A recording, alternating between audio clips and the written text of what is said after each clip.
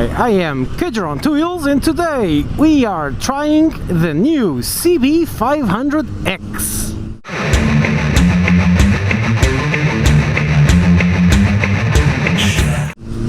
I will be doing the walk around at the end of this video when I deliver the bike back to the dealership. So for now, just the test track and my feelings on it. I have already done the Portuguese video, so I already know what to expect, which means this will be a tad faster than usual, since I am already very much at ease with this bike, or much more at ease with this bike. First thing, this is a tall adventure bike, and so the suspension is accordingly light, soft, which means when I take turns at a greater pace, the rear is a bit wobbly. It is also not adjusted to my weight. It should be a bit stiffer. But other than that, this is an entry-level, cheap, for beginners, A2 class bike that actually performs fairly well here. It is actually fairly fun. Obviously, a proper sports bike here is much better. Okay, that's to be expected and perfectly normal. And there's a bleeding Range Rover. I wonder if I can overtake him on this little straight here. I might. Okay. 58 horsepower, all you need. And so, as you can see, it is fairly competent on these twisty roads when you want a bit of fun. This whole bike is basically one big, it's not really meant to do this, but it does, kind of bike. It's not really meant to do what I'm doing here, tearing it along a twisty mountain road, but it does. It's not really meant for off-road, but it does. It's not really meant for foot peg scraping, but it does. It's not really meant for big tours, but it does. It's not really meant for highways, but it does. So this is the original concept of the NC700, a bike that does it all well, but does nothing spectacularly well. So just like my much beloved NC700X, you buy this one and you can try out every style of motorcycling, which is awesome. Okay, and then you can decide which style of motorcycling you prefer: slow-paced cruising, off-roading, high-speed foot scraping, and you learn with it, you grow with it, and then you get a new bike that does exactly what you want.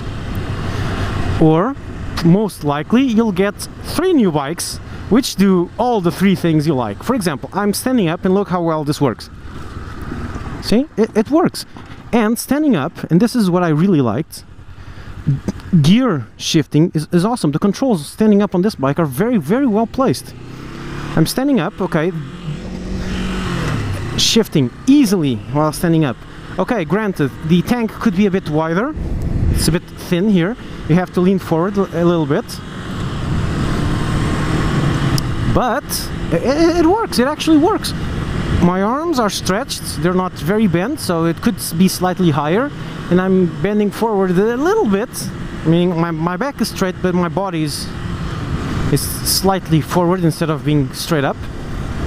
So it's not ideal, but it works. So if you want to do some off-roading, some light off-roading, some big roads, etc., you can do it with this one. And it comes with mixed tires. So actually this standing up riding position is miles better than the original NC700. Miles better.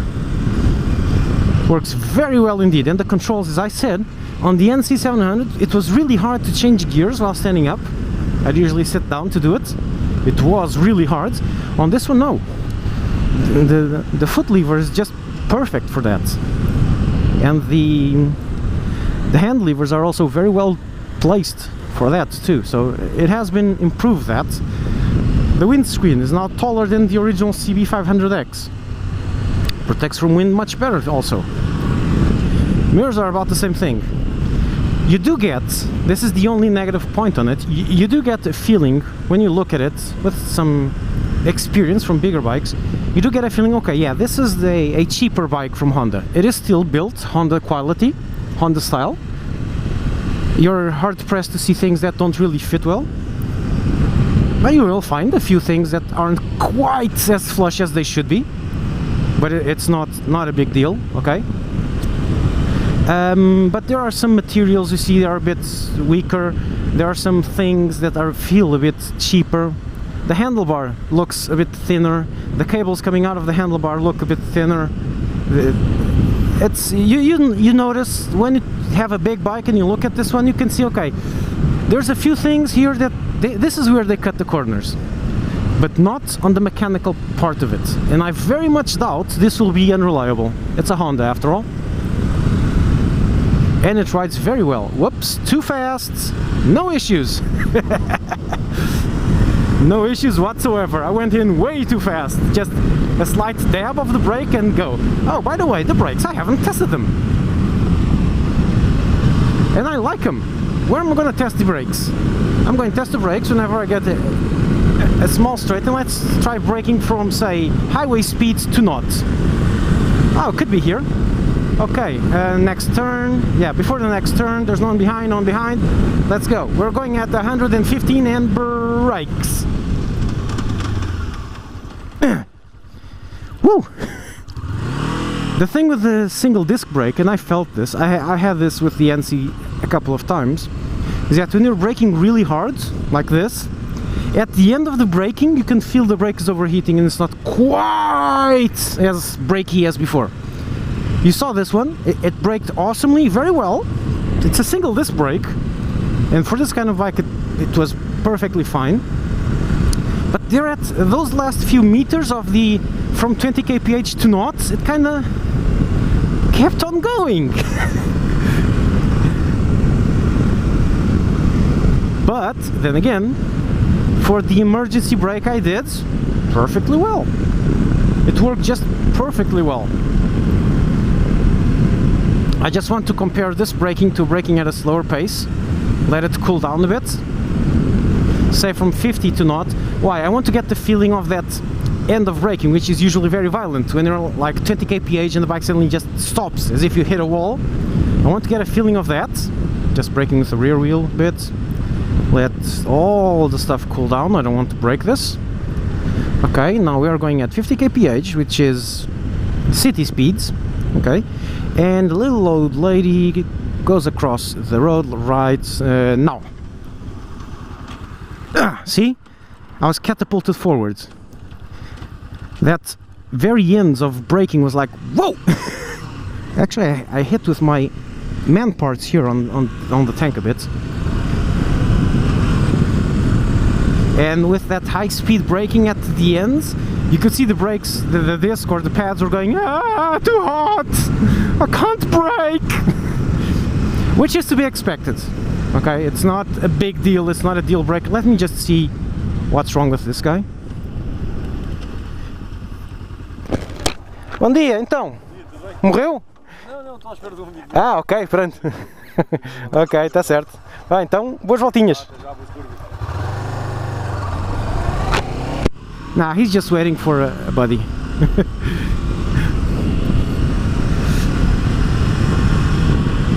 Which is to be expected, okay? It's not a big deal. It's absolutely normal.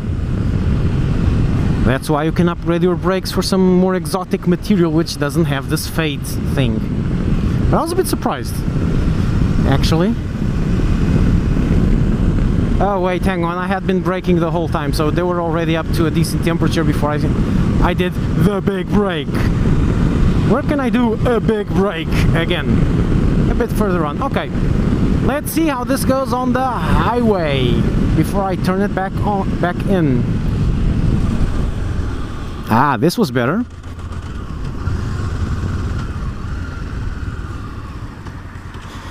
But I thought that thing about the brakes, that's actually, don't get me wrong, that's not a disadvantage. That's absolutely normal. Okay, you don't quite feel it on your car because you have 4 tires, 4 brakes, and you don't actually usually do that kind of 120 kph to not braking. You don't actually do that on a bike very often either, but well, sometimes you have to. But yeah, it was just at the end, those last 20 kph where the brakes were going, oh, too much, please, no more.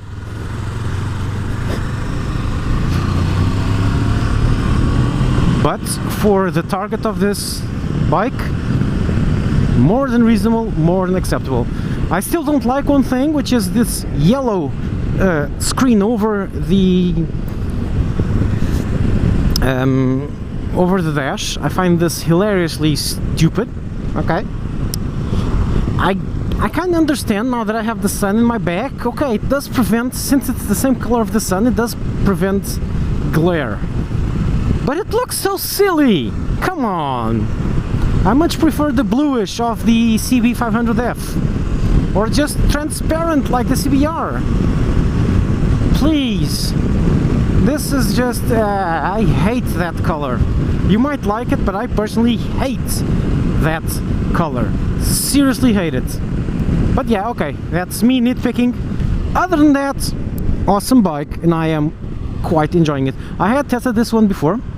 I did test it before with Linha Way in Lisbon, and I was a bit meh about it because it was basically, well, it was that in between. But the thing is, in Lisbon, with the dog, I got scared.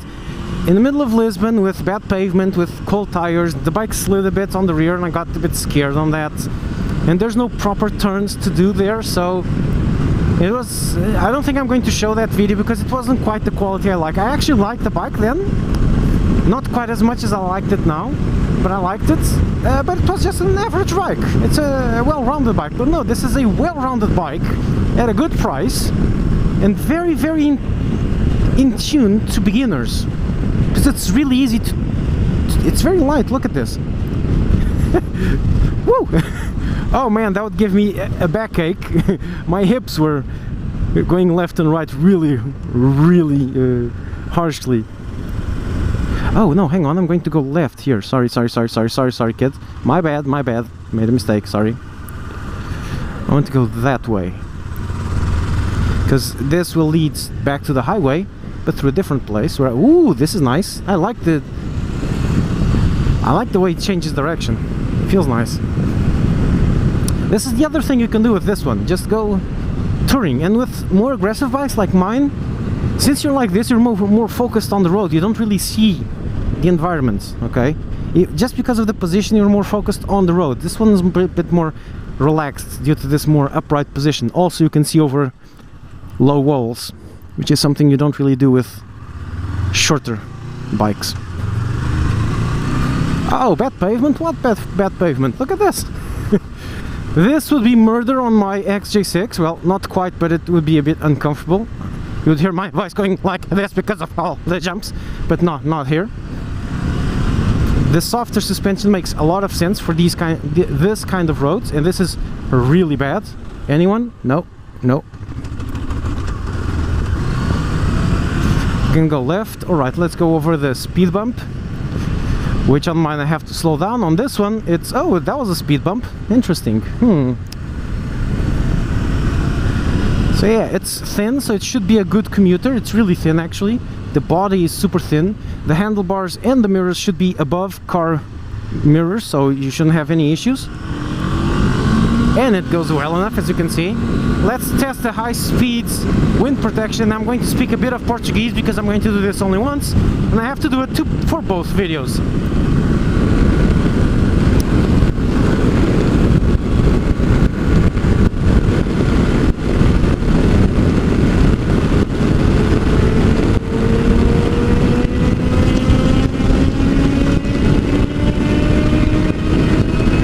Não parece muito problemático.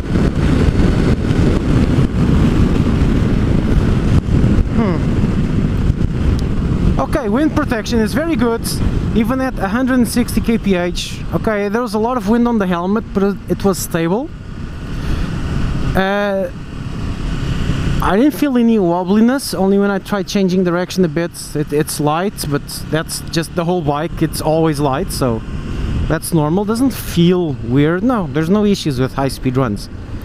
And did go up to 160 fairly easily, but no more. Then again, I engaged top gear, which is not... it's an overdrive gear, so 5th is where you'll have the top speed. I did put 6th gear, so it kind of stopped accelerating. It was accelerating really slowly. I was at full throttle the whole time. So yeah, you can go up to normal car cruising speeds on the highway, 140, and you'll stay there the whole day long, and you'll be comfortable doing that. Now I'm not going to overtake you here, it's too thin, don't worry. Don't worry, lady. I'm content to wait, okay? So yeah, it's a very good bike at a very good price. This is a pretty good beginner's bike for those that are confident enough to start off with a 48 horsepower bike, which frankly is perfectly doable. I did it with no experience on bikes, well, 1 year experience on a 125, and it worked perfectly well. Okay, so for beginners this works very well, and it's a shame other manufacturers don't quite do bikes with the exact 48 horsepower to match this one. Okay, a few do. I think the Suzuki, the SV650 is one, not sure, can be limited, but well, this is beginner territory, spot on. And even being a beginner, you can then just keep this one for some extra stuff, because it really doesn't use that much fuel. I've been riding like an idiot. 4.2 liters to 100 kilometers is perfectly acceptable. Normal riding, and I did some normal riding, it kept going back to 3.7, which was what I did on the NC700. So it's still a pretty economical bike. Cheap to buy, cheap to run, very likely cheap to maintain, and also very likely cheap to mod for your own purposes. So this is Lopsy Lopsh, who lent me this bike, who very graciously lent me this bike.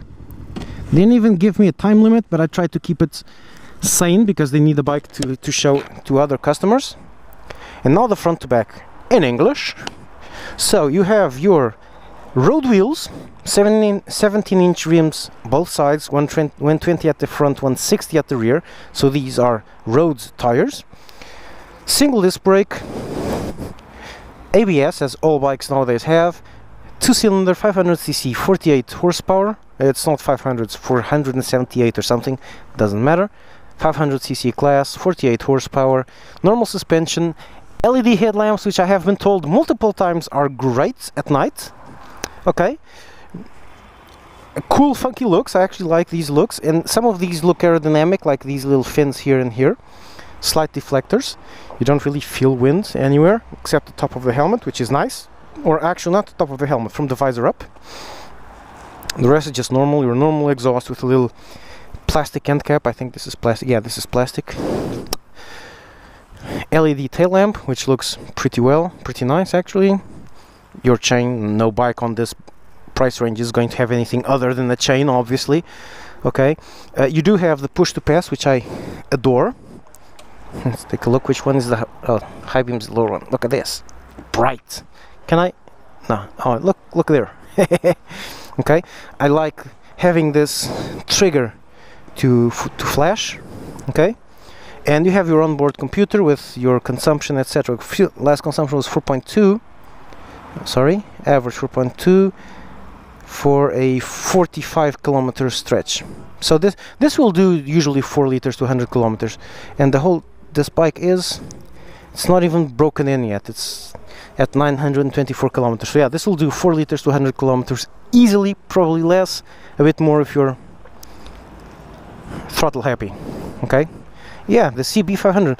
Where do I say you can feel this is the cheaper brand of bike? This is slightly iffy. This is a really thin cable with a really thin adjuster. The lever, just tiny details. You look at it, so yeah, this is the cheaper part. These are the cheaper brands from Honda.